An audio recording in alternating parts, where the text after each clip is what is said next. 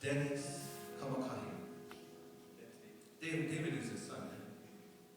Oh, that is his middle name. Then I was right. Dennis David. That doesn't make sense. I'm going to have a talk with him tomorrow. Anyway, the Reverend Dennis Kamakahi, he's written some of Hawaii's most beautiful compositions. Some just to name a few: Hualai, Kanaka Vai Vai. Genius. It's what I was talking about earlier. Genius. You can't interrupt genius. But this next song is another classic Hawaiian song that speaks of the era of Koke'e. And if you have been there, like the rest of us, it's a beauty to behold. If you haven't been there, then you should make plans tomorrow. First flight out, you guys go to Hawaii, drive to Koke'e, and you stay there for 4 years.